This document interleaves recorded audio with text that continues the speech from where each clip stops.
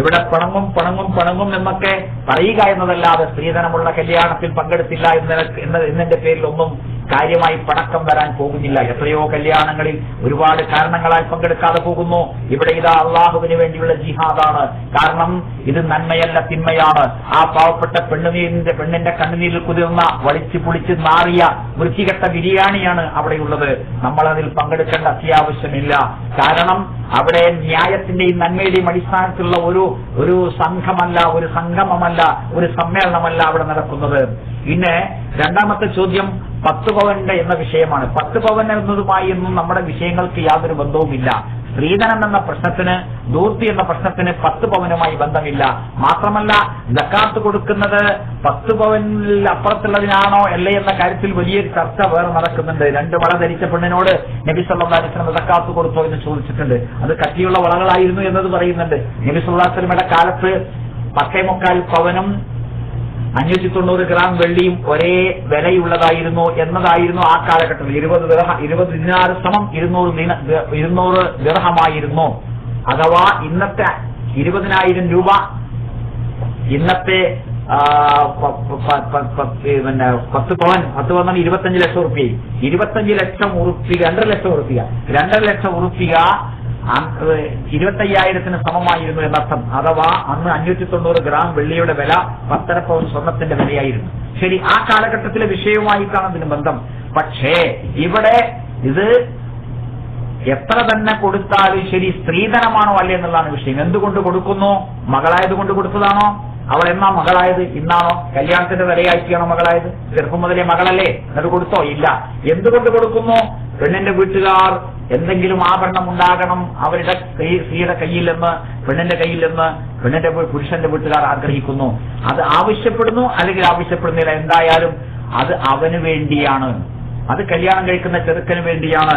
ആ ചെറുക്കന്റെ വാപ്പാക്കുമ്മാക്കും വേണ്ടിയാണ്. യഥാർത്ഥത്തിൽ അത് ആഭരണമല്ല, അമ്മായിമ്മയെ പേടിപ്പിക്കുവാനുള്ള കത്തിയാണ്. ഇതിന്റെ ചോദ്യം ഇവിടെ എഴുതി വന്നത് സ്വത്ത് പെണ്ണിന്റെ പേരിൽ എഴുതി വെച്ചാലോ എന്നാണ്. അള്ളാഹു പറഞ്ഞു മിമ്മാ തറക്ക, വിട്ടേച്ചു പോയതിലെന്നാണ്. മരിച്ചിട്ട് കൊടുക്കാനാണ് അള്ളാഹു പറഞ്ഞത്. ക്രൈസ്തവ വിശ്വാസവും ക്രൈസ്തവരുടെ ആചാരവും നമുക്ക് ആവശ്യമില്ല. മൻ തശബ്ബഹ ഖൗമൻ ഫഹുവ മിൻഹും. ആര് ഒരു സമൂഹത്തോട് സാദൃശ്യപ്പെടുന്നുവോ അത് അവരിൽപ്പെട്ടവനായി എന്ന് നബി സല്ലല്ലാഹു അലൈഹി വസല്ലം പറഞ്ഞിട്ടുണ്ട്. ഇത് അള്ളാഹുവിന്റെ നിശ്ചയം, അള്ളാഹുവിന്റെ യുക്തി രഹസ്യമാണ്. ഒരാൾ മരിച്ച ശേഷമാണ് സ്വത്ത് ഓഹരി വെക്കേണ്ടത് എന്ന്. കാരണം ആ മരിക്കുന്നത് വരെ ആ സ്വത്തിന്റെ അവകാശി ഈ ആളാണ്. പിന്നെ എഴുതി വെക്കുക എന്നതിന് സാധാരണ രജിസ്ട്രേഷൻ നിയമങ്ങളൊന്നും ഇസ്ലാമിന് ബാധകമല്ല. അതൊക്കെ നമ്മുടെ നാടിന്റെ ഓരോ നിയമങ്ങളാണ്. അസ്സലാമു അലൈക്കും വറഹ്മത്തുള്ളാഹി.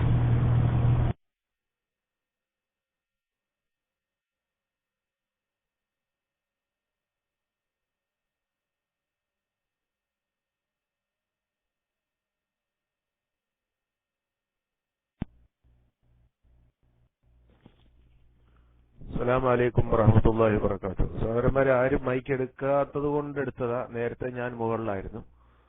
ഞാൻ പറയുന്നത് കേൾക്കാൻ സാധിക്കുന്നുണ്ട്? എന്റെ ശബ്ദം കേൾക്കാമല്ലോ? അസ്സലാമു അലൈക്കും വറഹ്മത്തുള്ളാഹി.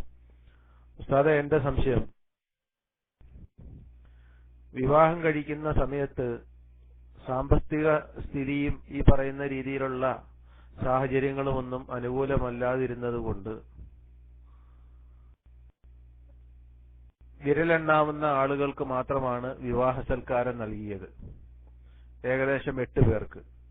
അങ്ങനെയുള്ള ഒരാളിന് പിന്നീട് സാമ്പത്തിക സ്ഥിതി സ്വന്തമായി അനുകൂലമായി വരുമ്പോൾ, കടങ്ങളില്ലാത്ത സാഹചര്യം ഉണ്ടാവുമ്പോൾ പിന്നീട് വിപുലമായ ഒരു സൽക്കാരം നടത്തിയാൽ ഈ വലീമ എന്നുള്ളതിന്റെ ഗണത്തിൽ വരുമോ എന്നതാണ് ഒന്നാമത്തെ സംശയം.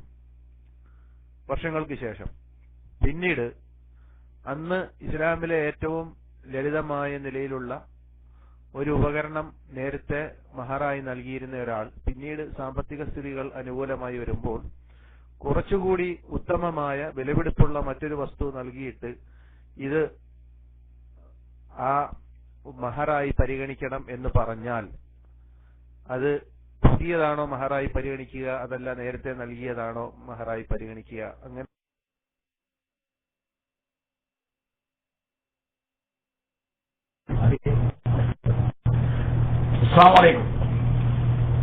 ഒന്ന്, മഹർ, വലീമ എന്നിങ്ങനെയുള്ള കാര്യങ്ങൾ അപ്പോൾ ചെയ്യുന്നതാണ്, ചെയ്യേണ്ടതാണ്, എപ്പോഴൊക്കെ ചെയ്യണം, ഏതുവരെ ആകാമെന്ന് പറഞ്ഞിട്ടുണ്ട്.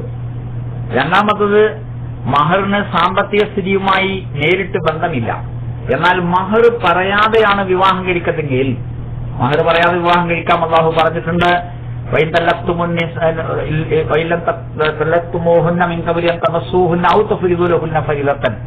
വിവാഹ നിക്കാഹ് കഴിഞ്ഞു, വീട് കൂടിയിട്ടില്ല, മഹർ കൊടുത്തിട്ടുമില്ല, മഹർ നിശ്ചയിച്ചിട്ടുമില്ല എങ്കിൽ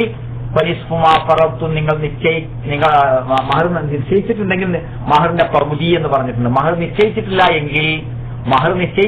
എങ്കിൽ ആ മഹറുൽ മിസ്ലി അഥവാ ആ കുടുംബത്തിൽ എത്ര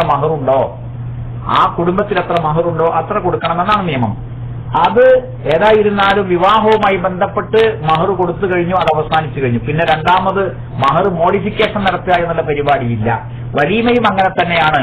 രണ്ടാമത്തെ വിഷയം, മഹറും വലീമയും ഒക്കെ ഏറ്റവും ലളിതമാകലാണ് നല്ലത് എന്ന് റസൂലുള്ളാഹി പറഞ്ഞാലും പിന്നെയും ഇനി മോഡിഫിക്കേഷൻ വരുത്തണോ എന്ന് ചോദിക്കുന്നത് അത്യാവശ്യം ഉദിക്കുന്നില്ല, അത് ശരിയല്ല, അങ്ങനെ ഒരു പരിപാടിയില്ല എന്നതാണ് വിഷയം.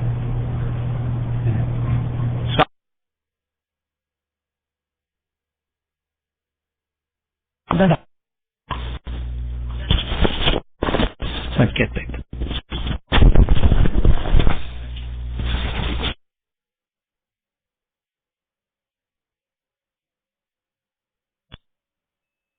സലാം അലൈക്കും. കേൾക്കുന്നുണ്ടോ?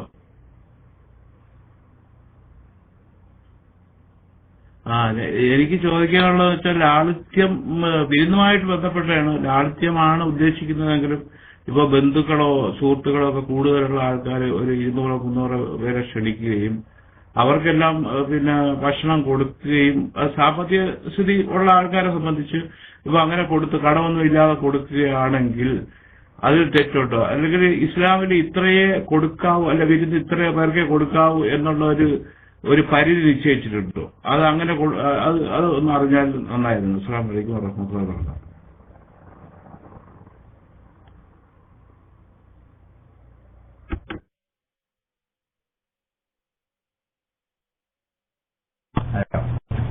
അസ്സലാമു അലൈക്കും വറഹ്മത്തുള്ളാഹി.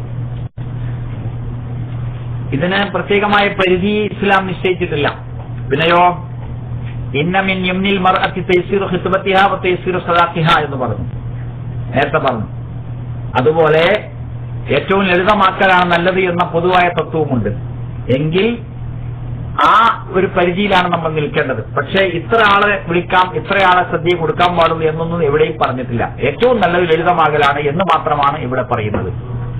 അസ്സലാമു അലൈക്കും വറഹ്മത്തുള്ളാഹി. നേരത്തെ നമ്മളെ സഹോദരൻ നജീദ് 123 സംസാരിക്കാൻ ശ്രമിച്ചിരുന്നു. അദ്ദേഹം പറയുന്നത് കേൾക്കുന്നുണ്ടായിരുന്നു. നജീദ് 123 മൈക്കിലേക്ക് വരട്ടെ. നജീദ് 123 മൈക്ക് എടുക്കട്ടെ, വേറെ ആരും എടുക്കരുത്.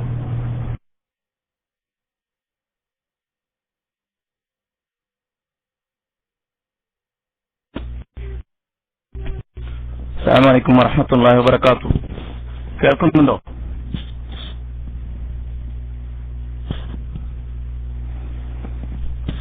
ഉസ്താദ്, ഒരു സംശയം. ഒരാള് വാദിക്കുന്നത് സീതനത്തിന്റെ കാശ് വാങ്ങുന്നുണ്ട് മൂപ്പർ. മൂപ്പര് പറയുന്നു എന്റെ കയ്യിൽ വേറെ അത്യാവശ്യത്തിന് വേറെ പണമുണ്ട്, അപ്പൊ സീതനത്തിന്റെ ആ വാങ്ങിയ കാശ് കൊണ്ടല്ല ഞാൻ ചോറ് കൊടുക്കുന്നത്. അപ്പൊ ഞാൻ എന്റെ അടുത്ത് വേറെ എക്സ്ട്രാ ഉള്ള പൈസ കൊണ്ടാണ് ഞാൻ ചോറ് കൊടുക്കുന്നത്. അതുകൊണ്ട് നിങ്ങൾ എന്റെ കല്യാണത്തിലെ വരണം, ഭക്ഷണം നിങ്ങൾക്ക് ഹലാലാണെന്ന് പറഞ്ഞിട്ട് വാദിക്കുന്നുണ്ട്. അപ്പൊ നമുക്ക് അങ്ങനെ പോയി ഭക്ഷണം കഴിക്കാൻ പറ്റുമോ? അങ്ങനെ വേറെ കാശിൽ നിന്ന് ചോറ് തരണം സ്വീകരണം വാങ്ങിയിട്ട് എന്ന് പറഞ്ഞാൽ നമുക്കത് എങ്ങനെ ഉൾക്കൊള്ളാൻ കഴിയുമോ എന്ന് പറഞ്ഞിട്ടാണ് എന്റെ ഒരു സംശയം. ഇതിനൊരു മറുപടി പ്രതീക്ഷിക്കുന്നു. അസ്സലാമു അലൈക്കും.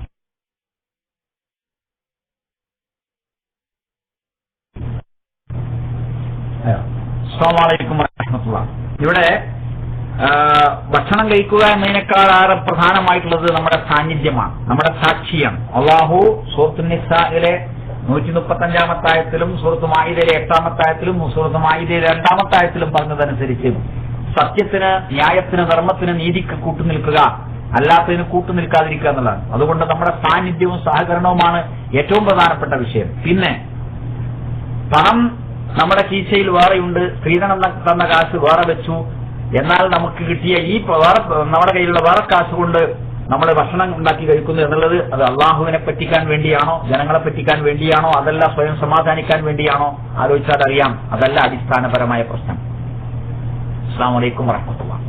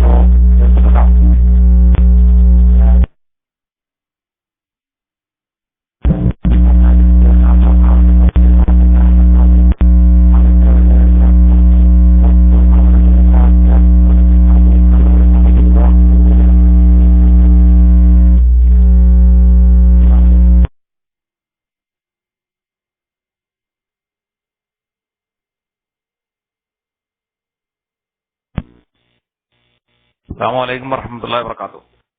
തൗഹീദ് മനസ്സിലാക്കിയതിന് മുമ്പ് സ്ത്രീധനം വാങ്ങി വിവാഹം കഴിച്ച ഒരാൾ തൗഹീദ് മനസ്സിലാക്കിയതിനു ശേഷം എന്ത് ചെയ്യണം? അങ്ങനെയുള്ള രീതിയിലുള്ള ഒരു ചോദ്യമായിരുന്നു അല്ലേ? അങ്ങനെ ആ രീതിയിലുള്ള ഒരു ചോദ്യമായിരുന്നു.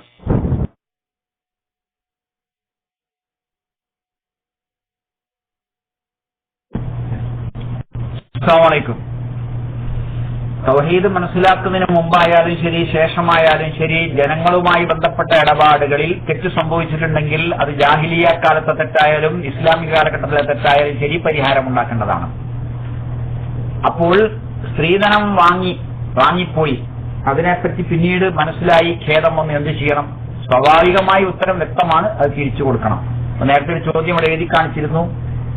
തിരിച്ചു കൊടുക്കാൻ അവിടെ കൊടുത്തിരുന്ന സ്ത്രീധനം കൊടുത്തിരുന്ന പിതാവ് അല്ലെങ്കിൽ രക്ഷിതാവ് മരിച്ചിട്ടുണ്ടെങ്കിൽ എന്ത് ചെയ്യണമെന്നാണ്. പിതാവിന് ജീവിച്ചിരിക്കുന്ന കാലത്ത് പിതാവിനൊരു സംഖ്യ കൊടുക്കാൻ നിർബന്ധമായ ബാധ്യത ഉണ്ടായിട്ടുണ്ടെങ്കിൽ ആ ആൾ മരിച്ചുപോയാൽ എന്താ ചെയ്യേണ്ടത്? അനന്തരാവകാശികൾക്ക് കൊടുക്കണം. അങ്ങനെ നമുക്ക് രക്ഷപ്പെടാം. ഇവിടെ അള്ളാഹുവിന്റെ റസൂൽ സ്വല്ലല്ലാഹു അലൈഹി വസല്ലം പറഞ്ഞ പോലെ കൊമ്പില്ലാത്ത ആടിനെ കൊമ്പുള്ള ആട് കുത്തിയാൽ തിരിച്ച് ആ ആടിന് കൊമ്പ് കൊടുത്തിട്ട് അള്ളാഹു സുബ്ഹാനഹു വ തആല ആ ആടിനോട് തിരിച്ചു കുത്താൻ പറയും. ഇന്ന് അമ്മോസനും അളിയനും പുതിയാപ്പളെ കാണുമ്പോ മരുമകനെ കാണുമ്പോ എഴുന്നേറ്റ് നിൽക്കുന്നു, ബഹുമാനത്തോടുകൂടി സ്വീകരിക്കുന്നു. ആ ഹറാമായ വൃത്തികെട്ട വടിച്ചു പൊളിച്ച് നാറിയ ബിരിയാണി കഴിക്കാൻ വേണ്ടി ആയിരക്കണക്കിന് ആളുകൾ ഡ്രസ്സ് മാറ്റി വണ്ടി വിളിച്ചവിടെ എത്തുന്നു. ഇവൻ ഒരുപക്ഷെ അവൾക്ക് കല്യാണത്തിന് മഹർ കൊടുക്കുന്നതിന് മുമ്പ് വാങ്ങിയ സ്ത്രീധനത്തിന്റെ തുക കൊണ്ടായിരിക്കാം അവന്റെ അടിവസ്ത്രം അടക്കം വാങ്ങിയത്. എന്നാൽ പരലോകത്ത് ചെല്ലുമ്പോൾ അടിവസ്ത്രമില്ല, ചെരുപ്പില്ല, ജലാകർമ്മം ചെയ്യപ്പെടാത്തവരായിട്ടാണ് വരുന്നത്. അന്ന് അമ്മോസൻ ഇവനോട് ചോദിക്കും എടുകാശ് എന്ന്, അളിയൻ ചോദിക്കും എടുകാശ് എന്ന്. ഒന്നും കൊടുക്കാനുണ്ടാവില്ല. അതുകൊണ്ട് വേഗം പരിഹാരം ഉണ്ടാക്കണം. അസ്സലാമു അലൈക്കും വറഹ്മത്തുള്ളാഹി.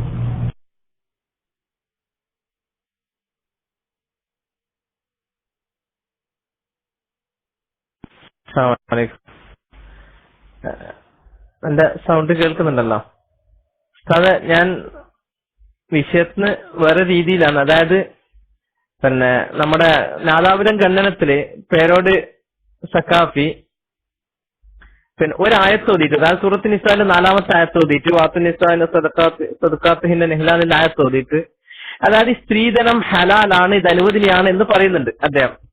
പക്ഷെ അത് വിശ്വസിച്ചിട്ട് ഒട്ടുമുക്ക സുന്നി പ്രവർത്തകർ അല്ലെങ്കിൽ സമസ്തക്കാരും അത് വിശ്വസിച്ചാൽ നടക്കുന്നത്. ഈ ആയത്ത് ഇസ്ലാമിക് തെളിവാണ് അതെന്ന് പറഞ്ഞിട്ട്, അതായത് സ്ത്രീധനം വാങ്ങുന്നതിന് സ്വർണമായാലും പണമായാലും എന്ത് വാങ്ങുന്നതിനും ഈ ഒരു ആയത്ത് തെളിവാണ് എന്ന് അദ്ദേഹത്തിന്റെ പ്രസ്താവനയോടുകൂടെ അവരെല്ലാം വിശ്വസിച്ചെടുക്കുന്നു.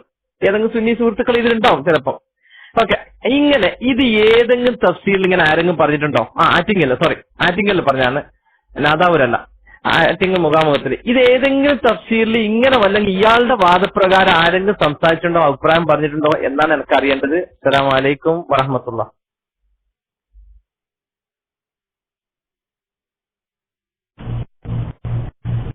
അസ്സലാമു അലൈക്കും വറഹ്മത്തുള്ളാഹി. സൂറത്തുൽ നിസായിലെ 4-ാമത്തെ ആയത്തിൽ പറഞ്ഞ വിഷയം വ്യക്തമാണ്. വാത്തുൻ നിസാ സ്വദഖാതിഹിന്ന നിഹ്ല, സ്ത്രീകൾക്ക് അവരുടെ മഹർ നിർബന്ധമായും നിങ്ങൾ സ്വതന്ത്രദാനമായി കൊടുക്കണം. ഫഇൻ തിബ്ന ലക്കും അൻ ശൈഇൻ മിൻഹു നഫ്സൻ, മനസ്സംതൃപ്തിയോടുകൂടി അതിൽ നിന്ന് എന്തെങ്കിലും അവൾമാര് ആ സ്ത്രീകള് അവന് കൊടുക്കുകയാണെങ്കിൽ ഫകുലൂഹു, നിങ്ങൾക്ക് തരികയാണെങ്കിൽ ഫകുലൂഹു, നിങ്ങൾക്ക് അത് കഴിക്കാം. ഹനി അമ്മരി, ആ സുഭിക്ഷമായി സന്തോഷത്തോടെ കൂടി. അപ്പോൾ ആ കൊടുത്ത മഹറായി കൊടുത്ത സംഖ്യ അവന് തിരിച്ചു കൊടുക്കുകയാണെങ്കിൽ അത് കഴിക്കാം എന്നാണ് പറഞ്ഞിരിക്കുന്നത്. അല്ലാതെ സ്ത്രീധനത്തെ പറ്റിയല്ല. അള്ളാഹുവോ റസൂലോ ഇസ്ലാമിക പണ്ഡിതന്മാരോ സ്ത്രീധനം ഹലാലാക്കുന്ന പ്രശ്നമേയില്ല. സ്ത്രീധനം വാങ്ങുന്നതിനെ കുറിച്ച് വളരെ വളരെ വളരെ വളരെ വളരെ തരം താഴ്ന്ന രീതിയിൽ തന്നെ ഇമാം ഗസാലി റഹിമഹുല്ലാ സംസാരിച്ചതായി കാണാൻ സാധിക്കും. വിശദ വിവരങ്ങൾക്ക് പണ്ഡിതന്മാർ എഴുതിയ ഗ്രന്ഥങ്ങൾ പരിശോധിക്കാവുന്നതാണ്. ചേറൂർ അബ്ദുള്ള മുസ്ലിയാർ എഴുതിയ, അതുപോലെ ചേളാരി അബ്ദുറഹ്മാൻ ഫൈസി എഴുതിയ സ്ത്രീധനത്തെ പറ്റിയുള്ള പുസ്തകങ്ങൾ വായിച്ചു നോക്കാവുന്നതാണ്.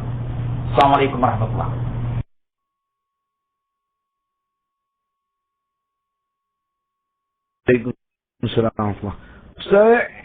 എനിക്കുള്ളൊരു സംശയം, ഒരു പെൺകുട്ടിയുടെ മാതാവും പിതാവും, എന്റെ ശബ്ദം കേൾക്കുന്നില്ലേ സഹോദരന്മാരെ? ശബ്ദം കേൾക്കുന്നില്ലേ? ഒന്ന് ശരിക്കും. ഒരു പെൺകുട്ടിയുടെ മാതാവും പിതാവും ജീവിച്ചിരിക്കെ തന്നെ മക്കൾക്കെല്ലാം സ്വത്ത് പകുത്തു നൽകി. അങ്ങനെ ആണുങ്ങളുടെ പകുതിയായിട്ട് പെണ്ണുങ്ങൾക്കും നൽകി. അങ്ങനെ ഉള്ള സ്വത്താണെങ്കിൽ ആ പെൺകുട്ടിയെ വിവാഹം കഴിക്കുമ്പോൾ ആ സ്വത്ത് എടുത്തുപയോഗിക്കുന്നതിൽ ശറഈന്റെ ഹുക്ം എന്താണെന്നുള്ള ഉസ്താദ് വിശദീകരിച്ചു തരണം. എന്റെ ചോദ്യം വ്യക്തമായിട്ടുണ്ടാകുന്ന വിചാരിക്കുന്നു ഉസ്താദ്. അതായത് മാതാപിതാക്കൾ ജീവിച്ചിരിക്കും, ഒരുപാട് സമ്പത്തുള്ള ഒരു കുടുംബം തന്നെ വെച്ചോളും. മാതാപിതാക്കൾ ജീവിച്ചിരിക്കെ തന്നെ അവർ സ്വത്തൊക്കെ ഓരി വെച്ച് കുട്ടികൾക്ക് അർഹമായിട്ട് ഇസ്ലാമികമായിട്ട്, അതായത് ശറഈന്റെ ഹുക്ം പ്രകാരം തന്നെയാണ് അത് ചെയ്തിട്ടുള്ളത്. എങ്കിൽ അവർ വിവാഹം കഴിക്കുമ്പോൾ ആ സ്വത്ത് സ്വാഭാവികമായിട്ട് ഈ സ്ത്രീയിലും അവരുടെ മാതാപിതാക്കളിലും ഭർത്താവിനും വന്നു ചേർന്നാൽ ഭർത്താവിനും കുട്ടികൾക്കും അത് ഉപയോഗിക്കുന്നതിൽ ദീനിന്റെ ഹുക്ം എന്താണെന്നാണ്. അസ്സലാമു അലൈക്കും.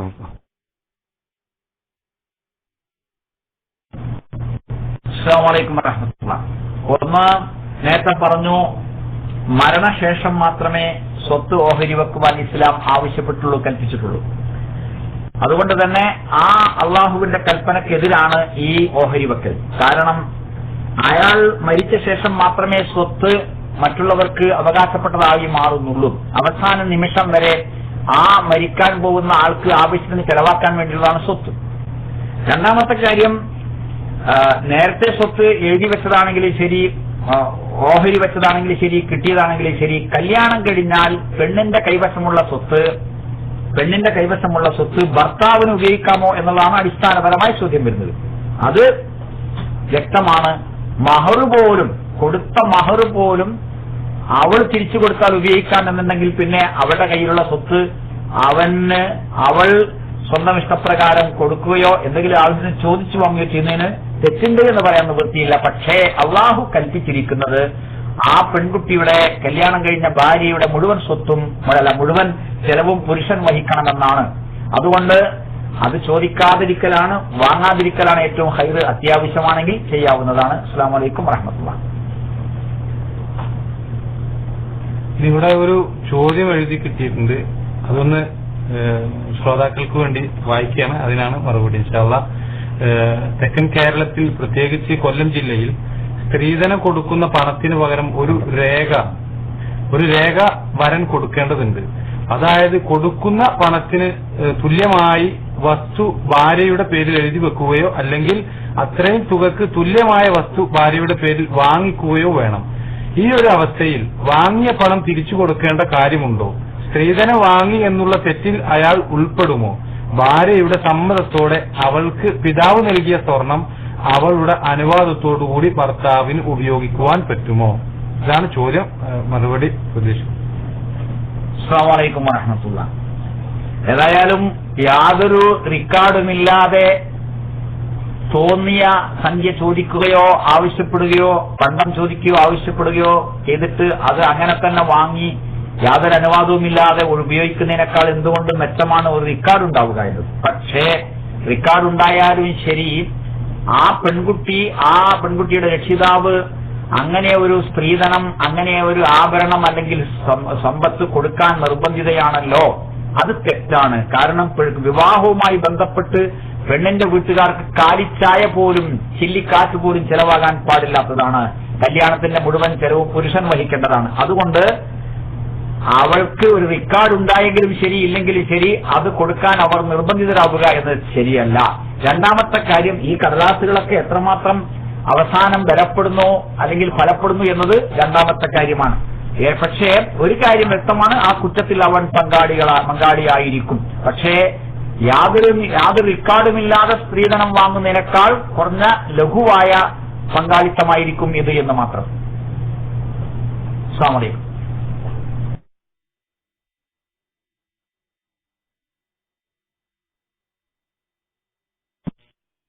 അസ്സലാമു അലൈക്കും വറഹ്മത്തുള്ളാഹി വബറകാതുഹു. 3 ചോദ്യങ്ങൾ ശ്രോതാക്കൾ ചോദിച്ചിട്ടുണ്ട്. അത് അവർക്ക് വേണ്ടി ഞാൻ ചോദിക്കുകയാണ്. ഒന്ന് ചോദിച്ച ആള് നമ്മുടെ ഷാഫി തന്നെയാണ്. പിന്നെ സ്ത്രീധനം വേണ്ട എന്ന് പറഞ്ഞ് കോടീശ്വരന്റെ മകള, ഏക മകള, വേറെ മക്കളില്ലാത്ത കോടീശ്വരന്റെ ഏക മകള കല്യാണം കഴിക്കാവോ എന്നാണ്, സ്ത്രീധനം വേണ്ടെന്ന് പറഞ്ഞിട്ട്. പിന്നെ അത് നമ്മളെ ഷാഫി എന്ന് പറഞ്ഞാൽ നമ്മളെ പിന്നെ അബ്ദുസലാം മദീനയുടെ അനുജൻ ഷാഫി ചോദിക്കുമ്പോൾ ഷാഫിക്ക് ചിരി വരും. അതുകൊണ്ട് ഞാൻ ചോദിപ്പിച്ച. പിന്നെ വേറൊരാൾ ഇപ്പൊ ചോദിച്ച ചോദ്യത്തിന് തുല്യമായൊരു ചോദ്യം ചോദിച്ചിട്ടുണ്ട്. ഒരാള് വിവാഹം കഴിച്ചു, അദ്ദേഹം പിന്നെ അന്ന് കിട്ടിയ ആഭരണങ്ങളെല്ലാം എടുത്ത് ചിലവഴിച്ചു പോയി. അതിനുശേഷം ഇപ്പം സാമ്പത്തികം ഉണ്ടായി സ്ഥലം വാങ്ങിയപ്പോൾ ഭാര്യയുടെ പേരിൽ അതിന് തുല്യമായ തുകയ്ക്കുള്ള സ്ഥലം ഭാര്യയുടെ പേരിൽ എഴുതി കൊടുത്തു. ഇതുകൊണ്ട് ആ ആദ്യം എടുത്ത് ഉപയോഗിച്ചത് അതിന് പകരമാകുമോ എന്നാണ് ചോദ്യം. പിന്നെ മൂന്നാമത്തെ ഒരു ചോദ്യം എന്താന്ന് മറന്നും പോയി. മൂന്നാമത്തെ ചോദ്യം, സ്ത്രീധനം കൊടുക്കുന്ന പെണ്ണിന്റെ കല്യാണത്തിന് പങ്കെടുക്കാൻ പറ്റുമോ എന്നാണ്. അതായത് പുരുഷന്റെ അല്ല, കൂട്ടത്തിലുള്ള ഒരു പെണ്ണ് സ്ത്രീധനം കൊടുത്താണ് നമ്മൾ വിവാഹം കഴിക്കുന്ന ആ കല്യാണത്തിന് നമ്മൾ പങ്കെടുക്കാൻ പറ്റുമോ? ഇങ്ങനെ 3 ചോദ്യങ്ങൾ ശ്രോതാക്കൾ ചോദിക്കാൻ പറഞ്ഞു. അസ്സലാമു അലൈക്കും വറഹ്മത്തുള്ളാഹി.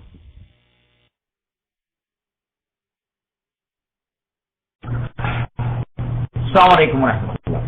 ഇസ്ലാമില് തകിടം മറിക്കാൻ പ്രത്യേകിച്ച് പരിപാടികളൊന്നും ഇസ്ലാം വെച്ചിട്ടില്ല. അഥവാ പണക്കാര് പാവപ്പെട്ടവരെ കല്യാണം കഴിക്കാം, പാവപ്പെട്ടവർ പണക്കാരെ കല്യാണം കഴിക്കാം, എന്നാൽ എല്ലായിടത്തും അസന്തുലിതാവസ്ഥ അസമത്വം ഉണ്ടാക്കണമെന്ന് ഇസ്ലാം ആഗ്രഹിക്കുന്നില്ല. പക്ഷേ ഒരു പണക്കാരൻ, സാമ്പത്തിക ശേഷിയുള്ള ഒരാൾ പാവപ്പെട്ടവരെ കല്യാണം കഴിക്കുക എന്നത് ന്യായമായ കാര്യമാണ്, അത് ഉപകാരപ്രദമാണ്, അത് നല്ലതാണ്. എല്ലാ പണക്കാരും പാവപ്പെട്ടവരെ കല്യാണം കഴിച്ചാൽ എല്ലാ പാവപ്പെട്ട പണക്കാരി പെൺകുട്ടികളും പാവപ്പെട്ടവന്റെ വീട്ടിൽ ഭാര്യമാരായി വന്നിട്ട് തലവേദന ഉണ്ടാക്കണം എന്ന് ഇസ്ലാം ഉദ്ദേശിക്കുന്നില്ല. ആരെങ്കിലും അങ്ങനെ ചെയ്യുന്നുണ്ടെങ്കിൽ നല്ലതാണ്. പിന്നെ യഥാർത്ഥത്തിൽ പണക്കാരിയെ കല്യാണം കഴിക്കുക എന്നത് തെറ്റാണെന്ന് പറയാൻ നിവൃത്തിയില്ല. ചില യുവാക്കളൊക്കെ, സമ്പന്നരായ യുവാക്കളൊക്കെ ആദർശത്തിന് വേണ്ടി പാവപ്പെട്ട പെൺകുട്ടികളെ കല്യാണം കഴിക്കാറുണ്ട്. പക്ഷെ ആദർശം പരിപൂർണമായി, ഈമാൻ പരിപൂർണമായി ഈ ഉള്ളിൽ കയറാതെ ആവേശത്തോടുകൂടി ചിലർ ചെയ്യാറുണ്ട്. അവസാനം ത്യാഗം ഖേദമാകാറാണ് പതിവ്. അത് ആവശ്യമില്ലാത്തതാണ്. വളരെ ആലോചിച്ച് കൂട്ടുകുടുംബങ്ങളുമായിട്ട് ചിന്തിച്ച് ചർച്ച ചെയ്തിട്ട് ഒരു പാവപ്പെട്ട പെൺകുട്ടി ഏറ്റെടുക്കാൻ താല്പര്യമുണ്ടെങ്കിൽ വളരെ നല്ലതാണ്, അൽഹംദുലില്ലാ. എന്നാൽ സമ്പന്നയായ പെണ്ണിനെ കല്യാണം കഴിക്കുന്നത് തെറ്റല്ല. രണ്ടാമത്തേത്, പെണ്ണിന്റെ വസ്തു, പെണ്ണിന്റെ ആഭരണങ്ങളൊക്കെ ചെലവാക്കി പിന്നെ പൈസ ഉണ്ടായപ്പോൾ തിരിച്ചു കൊടുത്തു എന്നത്. ആദ്യം ചെലവാക്കിയത് ഹറാമായ സ്ത്രീധനത്തിന്റെ വകുപ്പാണെങ്കിൽ തന്നെയും അത് തിരിച്ചു കൊടുക്കുമ്പോൾ അത് ബാധ്യത തീരുന്നുണ്ട്. പക്ഷേ ആദ്യം ചെലവാക്കുമ്പോൾ എപ്പോൾ തിരിച്ചു കൊടുക്കാമെന്ന് പറഞ്ഞിട്ടുണ്ടോ ഇല്ലേ എന്നത് ഒരു വിഷയമാണ്. ഏതായാലും പറ്റിപ്പോയ അബദ്ധങ്ങൾക്ക് അള്ളാഹുവിനോട് മാപ്പ് ചോദിക്കുക എന്നുള്ളത് മൊത്തത്തിൽ പറയാനുള്ളത്. പിന്നെ സ്ത്രീധനം ഉള്ള കല്യാണം എന്ന് പറഞ്ഞാൽ വാങ്ങുന്ന കല്യാണവും കൊടുക്കുന്ന കല്യാണവും രണ്ടും യഥാർത്ഥത്തിൽ വാങ്ങലും കൊടുക്കലും തമ്മിൽ അടിസ്ഥാനപരമായി വ്യത്യാസമില്ല. സാമ്പത്തിക ഇടപാടുകളെ പറ്റി അള്ളാഹുവും റസൂലും പറയുന്നിടത്ത് കാണാൻ കഴിയും, പലിശ തിന്നുക, തീറ്റുക, കണക്കെഴുതുക, സാക്ഷി നിൽക്കുക, തമ്മിൽ നമുക്ക് നോക്കിയ വലിയ വ്യത്യാസങ്ങളുണ്ട്. റസൂലുള്ള പറയുന്നു, ഹും സവാഉൻ, അവരതിൽ തുല്യമാണ്. കൈക്കൂലി വാങ്ങുന്നവനെയും കൊടുക്കുന്നവനെയും അതിനിടയിൽ പ്രവർത്തിക്കുന്ന ഏജന്റിനെയും അള്ളാഹു ശപിച്ചിരിക്കുന്നു. രണ്ടും തമ്മിൽ നമുക്ക് കാണുമ്പോൾ, നമുക്ക് നോക്കുമ്പോൾ വലിയ വ്യത്യാസം തോന്നുന്നുണ്ടെങ്കിൽ ശരിയും ഇസ്ലാം അതിൽ വ്യത്യാസം കാണുന്നില്ല. അതുകൊണ്ട് തിന്മ തന്നെയാണ്, കൊടുത്താലും വാങ്ങിയാലും. അസ്സലാമു അലൈക്കും വറഹ്മത്തുള്ളാഹി.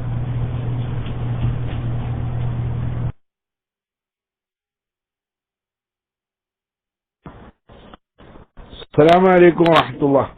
ഉസ്താദ്, അതിന്റെ ഇടയിൽ ഇപ്പൊ ഇവിടെ ഈ നടന്ന ചർച്ചയിൽ ഉരുതിരിഞ്ഞൊരു ചോദ്യമായിട്ട് ഞാൻ ചോദിക്കുകയാണ്.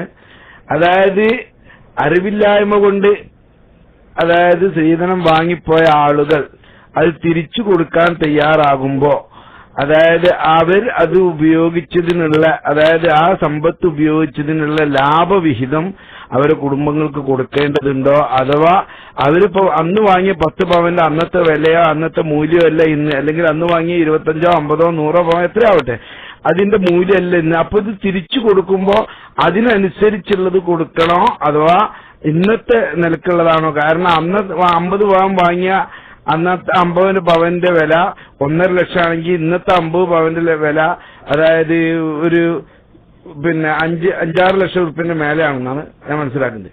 അപ്പൊ അങ്ങനെയാണെങ്കിൽ അത് ഉസ്താദ് ഒന്ന് അതായത് വിശദീകരിച്ചാൽ നന്നായിരുന്നു. അസ്സലാമു അലൈക്കും.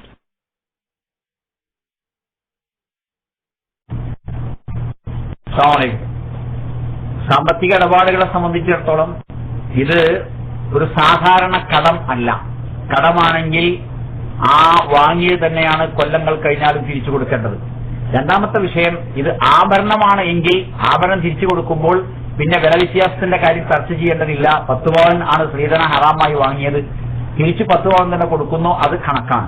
എന്നാൽ അന്ന് വാങ്ങിയത് 1 ലക്ഷമാണ്, 10 കൊല്ലം കഴിഞ്ഞിട്ട് 1 ലക്ഷം തിരിച്ചു കൊടുക്കുക എന്ന് പറയുമ്പോൾ അത് യഥാർത്ഥത്തിൽ ആ പെൺവീട്ടുകാർക്ക് അത് വലിയൊരു നഷ്ടമായിട്ടാണ് കലാശിക്കുന്നത്. അതിനാൽ എന്ത് ചെയ്യണമെന്ന് ഒന്നുകൂടി ആലോചിക്കേണ്ടിയിരിക്കുന്ന ഒരു ഗവേഷണാത്മകമായ വിഷയമാണ്.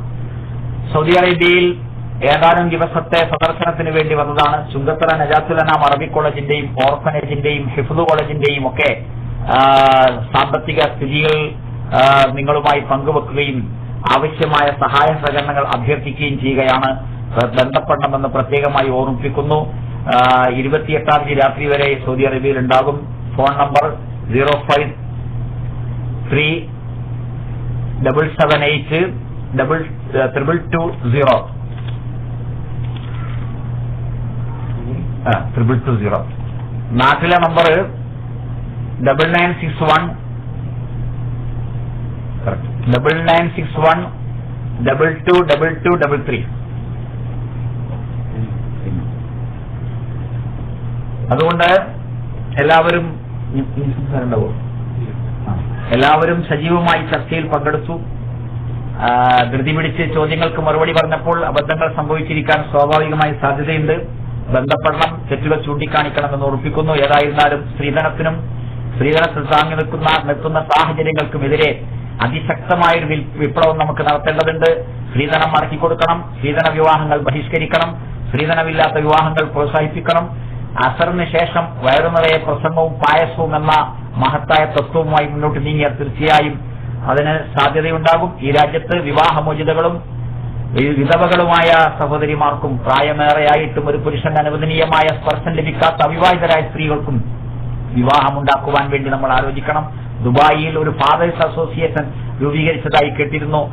പെൺകുട്ടികളെ കല്യാണം കഴിക്കുവാൻ സാധിക്കാത്തതിന്റെ പേരിൽ ഗൾഫിൽ പോയി മടങ്ങാൻ കഴിയാതെ കടം കൊണ്ട് കുടുങ്ങി നിൽക്കുന്ന ഒരുപാട് പാവപ്പെട്ട രക്ഷിതാക്കളുടെ കൂട്ടായ്മയായി അവര് ആലോചിച്ചൊരു കാര്യം, കേരളത്തിൽ ഒരു തരത്തിലും സ്ത്രീധനം ഉള്ള ഒരു കല്യാണവും ഇനി നടക്കരുത്.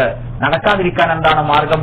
പോലീസ് സ്റ്റേഷനിൽ നിന്ന് ഒരു ഡിക്ലറേഷൻ വാങ്ങണം, വിവാഹ സദസ്സിൽ പോലീസുകാരൻ ഹാജരാകണം. ഇതിൽ പണമായോ പണ്ടമായോ പറമ്പായോ അറയായോ വിസയായോ ജോലി വാഗ്ദാനമായോ സ്ത്രീധനം ഇല്ല എന്ന് ആണിന്റെ വീട്ടുകാരും പെണ്ണിന്റെ വീട്ടുകാരും എഴുതി ഒപ്പിട്ട് കൊടുക്കുന്ന ഒരു സ്ഥിതി ഉണ്ടാകണമെന്ന് അവരാവശ്യപ്പെട്ടിരുന്നു. ന്യായമാണ്. അത് നടക്കുകയാണെങ്കിൽ അതിന്റെ വരുംവരായികളെ പറ്റിയൊക്കെ നമുക്ക് ചർച്ച ചെയ്യേണ്ടതുണ്ട്. ഏതായിരുന്നാലും ഈ രാജ്യത്ത് വിഷമിക്കുന്ന വേദനിക്കുന്ന പെൺകുട്ടികൾക്ക് ആ രംഗത്ത് യാതൊരു തരത്തിലുമുള്ള സംഘടനകളുമില്ല. 65 ലക്ഷം വേശ്യകൾ നമ്മുടെ രാജ്യത്തിലുണ്ട്. അവർ ഒരു നാൾ പെട്ടെന്ന് വേശ്യകളായി പോയതല്ല. പിന്നെയോ അവർ ഒരിക്കലും ഒരു ദിവസം പെട്ടെന്ന് വേശ്യകളായി പോയതല്ല. അവർ ഒരുപാട് കാലം പുരുഷന്മാരെ കാത്തിരുന്നു. അയൽപക്കത്തുള്ള പല സ്ത്രീകൾക്കും കല്യാണമുണ്ടായി, ഈ സ്ത്രീകൾക്ക് കല്യാണമുണ്ടായില്ല. അല്ലെങ്കിൽ വിവാഹം കഴിഞ്ഞ് 1-2 ദിവസം, മാസം, ആഴ്ച, കൊല്ലം കഴിഞ്ഞ് അവർ വഴിയാധാരമായി, അവരുടെ മക്കൾ വഴിയാധാരമായി. അവർ ഒരുപക്ഷെ വഴിതെറ്റിപ്പോയിട്ടുണ്ടാകാം. ഇനിയൊരു കുട്ടിയും വഴിതെറ്റിപ്പോകരുത്, അവിഹിതമായ ബന്ധത്തിൽ ഏർപ്പെടരുത്, പ്രേമവിവാഹങ്ങളിൽ കുടുങ്ങിപ്പോകരുത്, തട്ടിക്കൊണ്ടുപോകലുകളിൽ ഉൾപ്പെടരുത്. അതിന് ഏറ്റവും വലിയ വില്ലൻ സ്ത്രീധനമാണ്. സ്ത്രീധനത്തെ താങ്ങി നിർത്തുന്ന സാഹചര്യമാകട്ടെ ആഭരണഭ്രമവും വിവാഹത്തിലെ ചെലവുകളുമാണ്. അതുകൊണ്ട് ഒരു വിരൽ മറ്റുള്ളവരുടെ നേരെ ചൂണ്ടുമ്പോൾ 4 പേരിലും നമ്മുടെ നേരെയാണ് ചൂണ്ടുന്നത്. കേരളത്തിൽ സയ്യിദ് സാദിഖ് അലി ശിഹാബ് തങ്ങൾ ചെയർമാനായി, അബ്ദുസമദ് സമദാനി സെക്രട്ടറിയായി, ഷെയ്ഖ് മുഹമ്മദ് കാരക്കുന്ന്, ബഷീർ പട്ടേൽ താഴം, MM അക്ബർ, മുജാഹിദ് ബാലുശ്ശേരി തുടങ്ങി എല്ലാ പണ്ഡിതന്മാരും നേതാക്കന്മാരും, ഹുസൈൻ നണ്ടത്താണി അതുപോലുള്ള ആളുകളെല്ലാം കൂടി ചേർന്ന ഒരു സ്ത്രീധന വിരുദ്ധ സമിതിക്ക് രൂപം കൊടുക്കാൻ വേണ്ടി ആലോചിച്ചിരുന്നു. സന്ദർഭവശാൽ അത് മുഴുവനായില്ല. നിങ്ങൾ പ്രാർത്ഥിക്കണം. രാഷ്ട്രീയ, സാമൂഹ്യ, മത, സാംസ്കാരിക രംഗത്ത് പ്രവർത്തിക്കുന്ന ആളുകളുമായി ബന്ധപ്പെട്ട് സ്ത്രീധനത്തിനെതിരെ ഒരു പ്രായോഗികമായ കൂട്ടായ്മക്ക് വേണ്ടി നിങ്ങളെല്ലാവരും ശ്രമിക്കണം. അല്ലാഹു സുബ്ഹാനഹു വ തആല അനുഗ്രഹിക്കുമാറാകട്ടെ. പ്രാർത്ഥിക്കണം. അസ്സലാമു അലൈക്കും വറഹ്മത്തുള്ളാഹി.